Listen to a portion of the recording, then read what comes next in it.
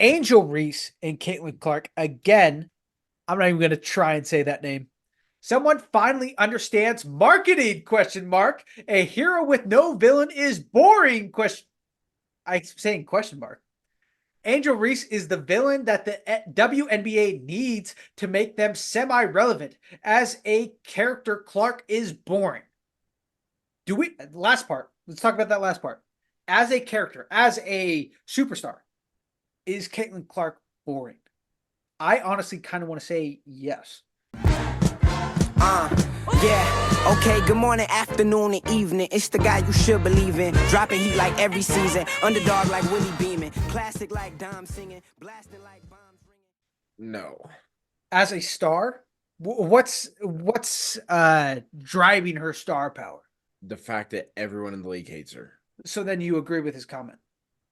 But that's But not he's her. saying- That's No. everybody else making her a star. But What's he's saying specifically Angel her? Reese, but he's saying Angel Reese is what it needs to is the villain the WNBA needs to make them semi-relevant. So he's saying specifically Angel Reese.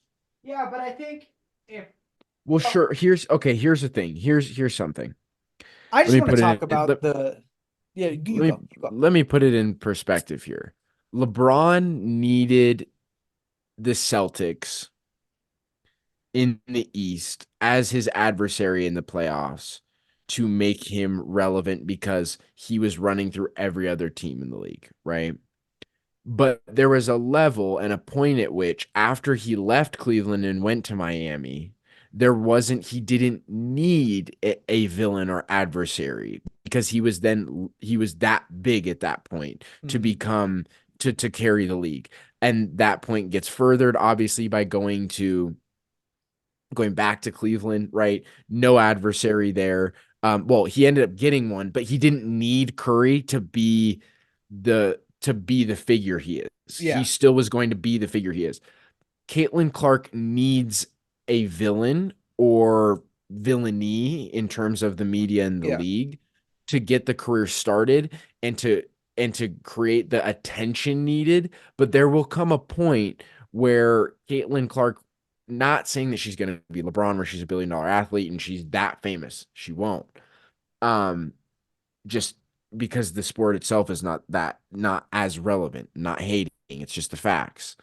But there will be a point where for Diana Taurasi and Sue Bird and these other greats in the WNBA, there will be a point in which they, just like them, she will ascend to a point where she doesn't need the adversary. Sue Bird and Diana Taurasi were each other's adversaries early on, but they ended up becoming really good friends, and they have their own stories outside of their bouts with each other that they ascended. Caitlin Clark will get to that point at some point. Yeah. From you talking, I have come to a conclusion that I think there are two types of superstars. There are personality superstars, and then there are playing superstars. And I'm not saying that just because somebody's labeled a playing superstar, that means the personality superstar isn't as good. Because what I am going to bring up, you are going to question. I think the personality superstar is Kobe. Playing superstar is LeBron. Why Kobe's the personality superstar? Mamba mentality. Every time he had an interview, he was cold, heartless, just like game's not over, series not over, nothing to be happy about. No, Those are legendary moments that he was speaking, and that's why I preference. Hey, doesn't mean that they both aren't, one's better than the other just because someone's labeled. But I think LeBron, personality wise, isn't as marketable and likable as much as him playing the game of basketball. I feel like that's what drives his superstar power. But Kobe, I don't think that's a good comparison, just because Kobe's Mamba mentality thing got boosted by social media at some point, but that wasn't so late in his career.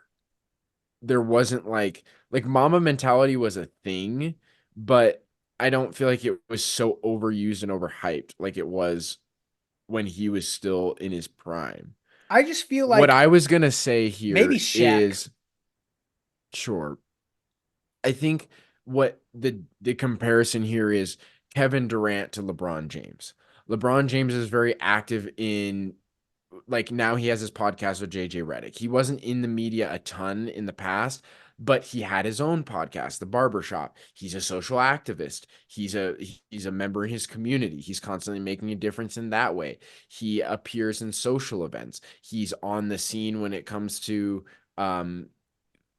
with social events, with the Grammys and shit like that he just gets invited to because it's LeBron James's name, But I right? don't think he's likable personality wise. I disagree with that. I So I think a think lot of people dislike him like personally instead of like how he plays. I feel like no, people I don't think it's talk. the other way around. I No, no, feel no, no, no, no, no, I no, no, don't no. think people call him trash at basketball. I think No, they no, they they don't like him personally. no, I don't think that's People call one him of the trash at basketball because LeBron not has not haters. So what do they trash, say but about him? not trash, but they don't think he's the greatest of all time.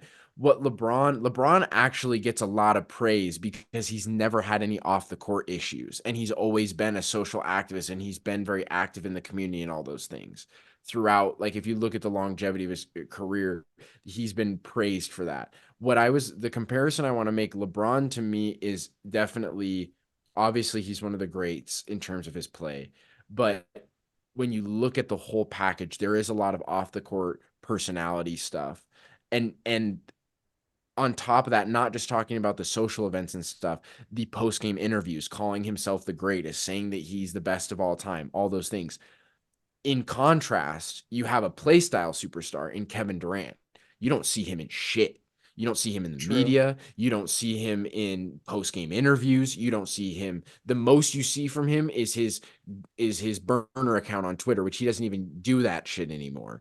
But outside of that, you don't see him in the media. You don't see him in movies. LeBron is in movies. He's in Space Jam, all this shit.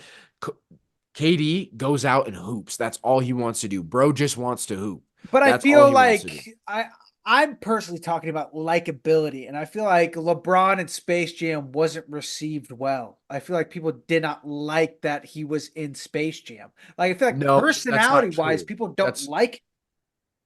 that's not true. If it's the same thing with politics, and I'm not going to get into politics part of it, Let's but get into politics. but the loudest person in the room is heard. You see what I mean? Yes, If that's why I everyone yell so much. if everyone's quiet, but there's one person screaming, that's who's heard. With LeBron James haters, the majority of the NBA community likes LeBron, thinks he's one of the greats, if not the greatest. But the Michael Jordan defenders are the loudest in the room because they're old heads and they're Mm, psychos. So I think that LeBron is well received. And when you look at Space Jam 2 and all those things that he's done, he's very well received. I Um, disagree. I think LeBron was the first guy after Jordan that you saw people wearing hoop shoes in normal fits. Like, he impacted the game even off the court. People don't do that now. Can you name a player outside? And people don't even do it necessarily with LeBron's anymore because they've become such basketball shoes. But outside of LeBron, can you think of anyone? Like, no one's wearing, like, they're not making Kobe's anymore. KD, Yeah, I haven't seen a single person in KD's. LeBron's shoes are the only ones I can think of that someone is like out in a normal fit in LeBron's still. So Travis I don't, Scott. not a hooper. What are you talking about? He played in the All Star game, Celebrity All Star game. I don't know. I think He that dunked, didn't LeBron he? is. Did he dunk? Manny, did he dunk? I Manny think doesn't that. know. I think that it's just you just don't. Um, you're not deep into it, but I think LeBron is I don't know. pretty, pretty I'm well very excited received. to put that clip out to where you are saying that most of the NBA likes LeBron, and it's a very small few that are old heads that actually hate LeBron and they love Jordan. I'm very excited to read the comments, see how A that hundred actually is. percent. A Because hundred the percent. thing I is, I guarantee you, don't know people will agree much. with me. Yeah, and I don't know much about the NBA. So this would be a revelation for me because I was under the assumption that it was very 50-50. Well, think about it. At this point, we're far enough removed from Jordan. At this point, LeBron. This is so wild. LeBron has been playing longer than most of the NBA rookie class has been alive.